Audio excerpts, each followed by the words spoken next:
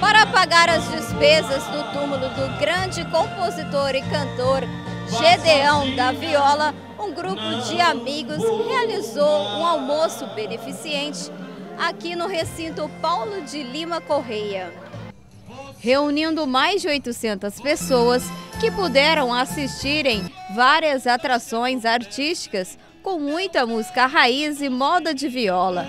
Pois eu não vou mais voltar. Vamos lá! Como eu poderia dar a ela esta carta, como eu vou deixar? O organizador do evento contou como surgiu a ideia de fazer esta homenagem. Vamos fazer uma homenagem, vamos fazer o túmulo dele e vamos fazer uma violeira para homenagear ele e trazer o filho do Ronaldo Viola, que é o Ronaldo Filho Araguaia, e fazendo homenagem também ao Ronaldo Viola, que foi um dos melhores violeiros do Brasil, né, que é o Gedeão, o Ronaldo Viola e também o Tião Carreira. Então, aproveitando a oportunidade, nós chamamos o filho do Ronaldo Viola para fazer já a homenagem para o pai dele também.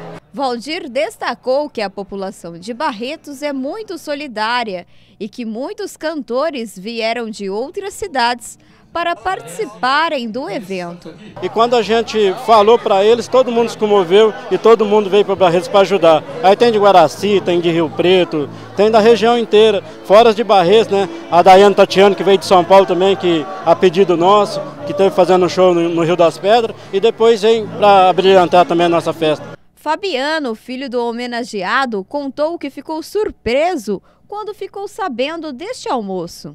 Olha, faz uns 25 anos que eu vim para cá com meu pai. Eu acho que essa é uma homenagem, uma das mais bonitas que fizeram para ele aqui. Nem a época que a gente cantava com os independentes lá na Festa do Peão, chegaram a fazer uma homenagem tão grande e com tantas pessoas que conhecem eles que eu nunca vi reunidas assim num lugar só. Eu tô feliz demais da conta, que nem diz na caipira, né? Gedeão era considerado um dos melhores da viola caipira.